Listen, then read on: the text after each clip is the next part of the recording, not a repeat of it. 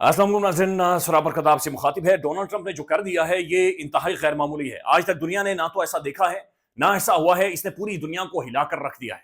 पूरी दुनिया की जो सोचने की सकत है वो इस जगह पर जाकर जाम हो गई है। लोग देख रहे हैं, मुस्कुरा रहे हैं, तजियाकार हैरान हो गए। मैं बैनुल अक़वामी मीडिया देख रहा था, वहां पर जो एनालिस्ट है वो भी दंग रह गए, हैरान रह गए कि ये असल में हुआ क्या है। यकीन माने ऐसा महसूस हुआ जैसे चूड़ चौक में या बत्ती चौक में कोई किसी को खड़ा करके उससे पैसे मांग रहा हो कि लाले मेरे पैसे काट, मेरे पैसे वापस दे। मुझसे तो पैसे लेता रहा है और मुझे आंखें दिखा रहा है। मुझसे तो पैसे लेता रहा है और मेरे सामने बैठकर बातचीत कर रहा है। मुझे याद आ रहा था शहबाज शरीफ साहब भी, ये beggars can not be choosers. अच्छा, ये इस बार मामले में सियाने हैं। ये जिससे पैसे उठाते हैं उसकी छतरियां उठाते हैं, उसके सामने लंबे पड़ जाते हैं, उसके सामने हाथ जोड़ देते हैं, घुटने पकड़ लेते हैं। ये काम ज़ेलेंस्की ने नहीं किया, यही उससे गलती हुई है। और ये बात फिर नजर भी आई है। फिर ट्रंप ने उसका जो हशर नशर किया है, इसके बाद ये महसूस हो रहा है कि अगर पाकिस्तान में ट्रंप का फोन आए या डोनाल्ड ट्रंप की एडमिनिस्ट्रेशन एंगेज करे तो इन्हें कह देना चाहिए कि भाजी हंसी अतकाफ बैठे हैं, बराए मेहरबानी हम जो कहेंगे हम कर देंगे, लेकिन हम ओवल ऑफिस में नहीं आएंगे, हम अमेरिका में नहीं आएंगे, आप लोग बहुत जलील करते हैं। तो ये बल्कि तज्जिया भी हो रहा है, खबरें भी बहुत सारी हैं कि इस मामले के बाद जो ट्रंप के सामने जो चीज मौजूद है वो पाकिस्तान के अंदर ह्यूमन राइट्स और पाकिस्तान की डेमोक्रेसी उसके सामने है। अब वो जिस तरीके का बंदा है, एक तो इसको अगर शुरू से आप देखें तो जो यूक्रेन के प्रेसिडेंट ज़ेलेंस्की, ये बंदा कौन, ये सीआईए का एक टाउट है, सीआईए का एक फ्रंट फेस है, एक बदबूदार किरदार है, बाइडेन एडमिनिस्ट्रेशन का ये चहेता बच्चा है। यूरोपीय यूनियन और यूरोप ने इसके सर के ऊपर हाथ रखा और जंग के अंदर इसे शेरी देते रहे, माल देते रहे, मिलिट्री सपोर्ट करते रहे, पैसा देते रहे, असला बाकायदा से प्रोवाइड होता रहा और असला किसी और का भी प्रोवाइड होता रहा। बहरहाल ये जनाब उनका सबका बच्चा है। तो बैनुल अक़वामी एस्टेब्लिशमेंट का जो लाडला बच्चा था, जो सबसे छोटा बच्चा था, ये प्रेसिडेंट ज़ेलेंस्की था। ये वही ज़ेलेंस्की है या ये वही जंग है जिस पर इमरान खान साहब ने बैनुल अक़वामी अपनी स्टैंडिंग शो की थी और खान ने कहा था कि पाकिस्तान इस जंग में फुली न्यूट्रल है, हमारा इस जंग में कोई रोल नहीं है, हम किसी भी तरह का कोई किरदार अदा नहीं करेंगे, एक्सेप्ट के पीस की बातचीत की जाए, एक्सेप्ट के अमन की बातचीत की जाए। खान ने बड़ा क्लियर कैटेगोरिकली कह दिया था, ना हम यूक्रेन के साथ खड़े, ना हम रूस के साथ खड़े, बल्कि हम जंग के ही खिलाफ हैं। लेकिन बाद में कुछ ऐसी वीडियो सोशल मीडिया पर अभी भी सर्कुलेट कर रहे हैं जो मौजूद है। जनरल बाजवा साहब ने बैनुल अक़वामी इवेंट्स में जाकर यह कहा था कि ऐसा नहीं है, असल में रशिया के साथ हमारे बड़े कोल्ड ताल्लुकात है, हमारे बड़े ठंडे ताल्लुकात है, लेकिन यूक्रेन का डिफेंस भी बड़ा मजबूत है, यूक्रेन की पॉलिटिक्स भी बड़ी मजबूत है और यूक्रेन दिफा का हक भी रखता है। इस तरह की बातचीत की गई थी। ये बात भी ध्यान में रखें कि वही जंग है, ये वही ज़ेलेंस्की है, ये वही सीआईए का चहेता बच्चा है जिसको सामने रखते हुए इमरान खान के खिलाफ बैनुल अक़वामी लॉबिंग फर्म्स हायर की गई, बैनुल अक़वामी एस्टेब्लिशमेंट को बाकायदा से इंगेज किया गया और पाकिस्तान के अंदर इमरान खान के खिलाफ रिजीम चेंज हुई, इमरान खान को गिराया गया। अमेरिका के अंदर इमरान खान के बारे में यह पोर्ट्रे किया गया कि इमरान खान इस जंग में प्रो रशिया है, रशिया के साथ खड़ा है, चूंकि उस दिन इमरान खान रूस के अंदर मौजूद था। बहरहाल वो बंदा कहता रहा, बैनुल अक़वामी फोरम पर जाकर कहता रहा मैं जंग का हामी नहीं हूं। तो आज इमरान खान की वो जो सोच थी, वो जो फिक्र थी, बिल्कुल ठीक थी कि हमने इस जंग से या किसी भी कॉन्फ्लिक्ट से बाहर रहना है। अब ये जो वीडियो है जो मीडिया पर आई है, ये 45-46 मिनट की है। इसको आप बगौर देखें तो आपको पता चलता है। सबसे पहले ज़ेलेंस्की आता है, ट्रंप उसे कहता है ये तूने कपड़े क्या पहने हुए, तू बिल्कुल छछूंदर लग रहा है, छछूंदर बनकर यहां पर आया हुआ है। बहरहाल वो मुंह सा बनाता है लेकिन अंदर चले जाते हैं। फिर जो ओवल ऑफिस में मीटिंग होती है, मुलाकात होती है, वहां पर ये सब आमने सामने बैठे हुए।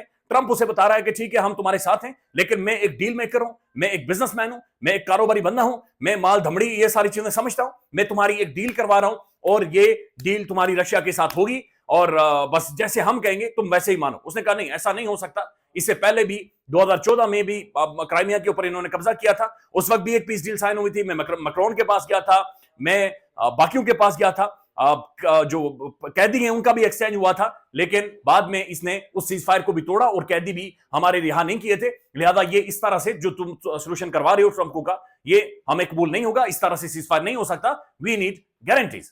ट्रंप ने कहा गारंटी शारंटी कोई भी नहीं होती लाले, हमने 360 अरब रुपए इसके अंदर झोंक दिए हैं। ये पैसा कोई दरख्तों के ऊपर नहीं लगा होता है, या अमेरिकन टैक्स पेयर का पैसा है, मेरे मुल्क का पैसा है और यूरोप ने बहुत कम पैसे दिए हैं। इस पर ज़ेलेंस्की ये कहता है नहीं नहीं रुके रुके रुके, देखिए जी यूरोप ने भी तो बहुत सपोर्ट की है ना, यूरोप ने भी तो हमें बहुत ज्यादा पैसा दिया है, ये नहीं आप कह सकते कि कम पैसे दिए हैं। ट्रंप का मीटर यहीं से घूम गया था, उसने कहा नहीं मुंह बंद कर, उन्होंने तुम्हें कम पैसे दिए, हमने तुम्हें माल पानी धमड़ी ये असल में बहुत ज्यादा दिया है। उसके बाद जब जेडी वेंस जो नायब सदर हैं वो भी बोलना शुरू कर देते हैं, तो ज़ेलेंस्की उससे पूछता है कि तू कभी यूक्रेन गया है, कभी वहां पर गया है। उसने कहा मैं यूक्रेन नहीं गया, लेकिन मैं जानता हूं तू अपने लोगों को सामने रखते हुए एक प्रोपेगेंडा कर रहा है, तू प्रोपेगेंडिस्ट है।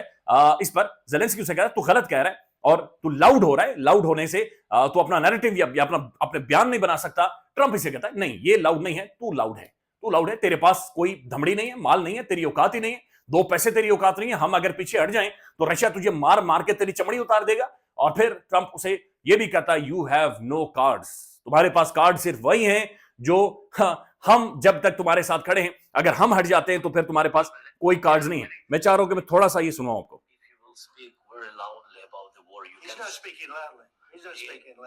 Your country is in big trouble. Wait a minute. No, you've done a lot of talking. Your country is in big trouble. वो कह रहा है मैं बात कर सकता हूं, कहता ट्रंप उसे कहता नहीं नहीं नहीं, तू बहुत बात कर चुका है, तुम्हारी country is in trouble. You're not winning. You're not winning this. You have a damn good chance of coming out okay because of.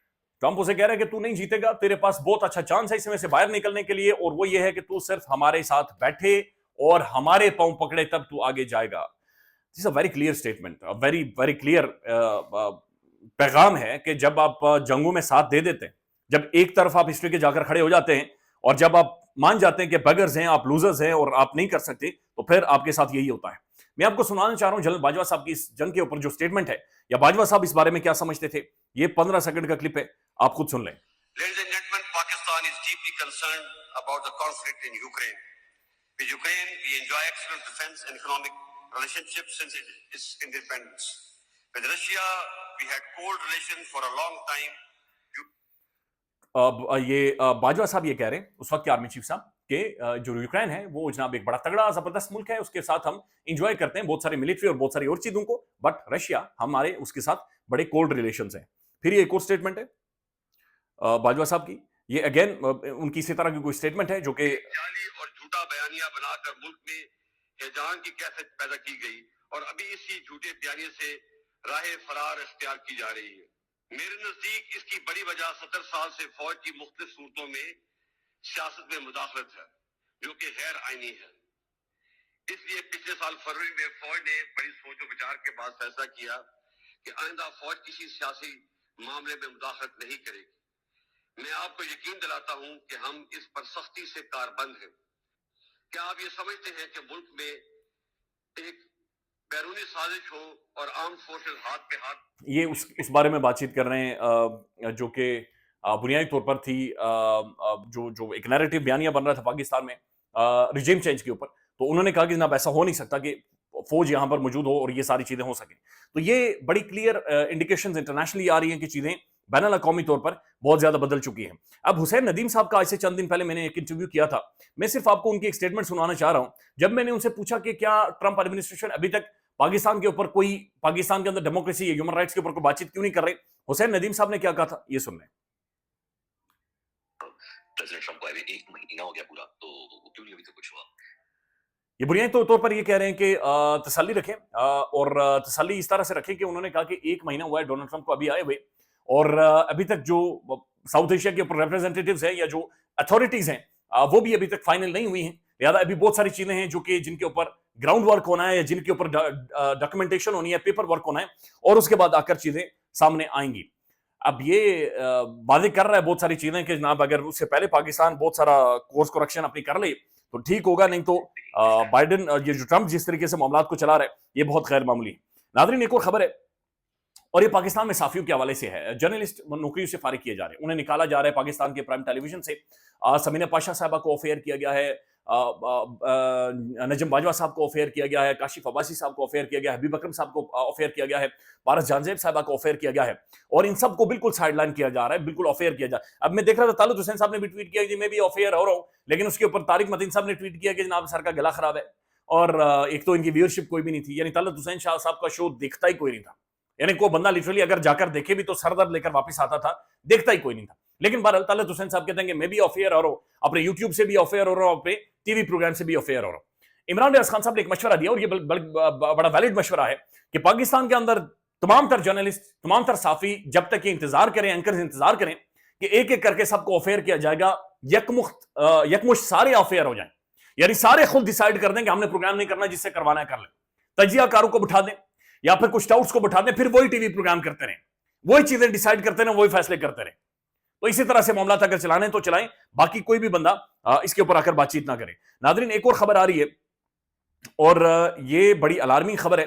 ये साकिब बशीर साहब ने इस हवाले से ट्वीट किया है, और ये लिखते हैं कि बुनियादी तौर पर जिस शख्स ने, आपको याद होगा 26 नवंबर वाले दिन या उससे पहले उस दौरान जो वाकया हुआ था, ये पीटीआई 26 नवंबर एहतजाज के मौके पर रेंजर्स एहलकारों पर गाड़ी चढ़ाने के केस में अहम पेशरफ्त, 3 माह बाद मुलजिम हाशिम अब्बासी की दरखास्त जमानत मंजूर हो गई है।